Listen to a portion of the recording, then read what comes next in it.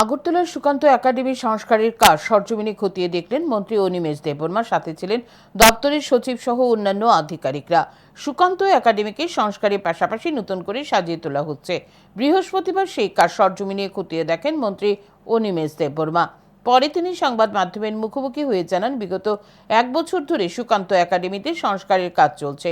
December মাসের মধ্যে civil ওয়ার্কের কাজ শেষ হয়ে যাবে। তারপর আরও 2 থেকে 3 মাস লেগে যাবে। তারপর সুকান্ত একাডেমিকে সকলের জন্য উন্মুক্ত করে দেওয়া হবে। সুকান্ত একাডেমি অডিটোরিয়ামেরও সংস্কার করা হবে। 6 থেকে 7 কোটি টাকার বাজেট নিয়ে সুকান্ত একাডেমির সংস্কারের কাজ শুরু করা হয়েছে, তবে আরও টাকা লাগবে।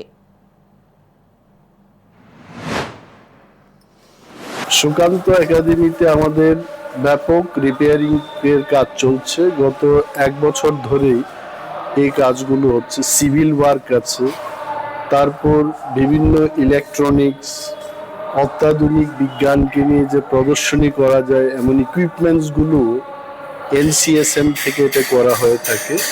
ওয়াটার স্প্রিংকলার সিস্টেম ইতিমধ্যে হয়ে গেছে, লাইটিং এর ব্যবস্থা হয়েছে, বিভিন্ন বিজ্ঞানীদের জীবনী সম্পর্কে ডিসপ্লে বোর্ড ইতিমধ্যেই আমরা তৈরি করেছি। ডিসেম্বর অবধি সমস্ত পেইন্টিং, সিভিল ওয়ার্কের যে কাজগুলো এটা শেষ হবে। তার পরবর্তী সময় আরো 2-3 মাস লাগবে এনসিএসএম এর এরা এসে কাজ করবে। তারপর আমরা সর্বসাধারণের জন্য পুনরায় চালু করতে পারবো সেখানে।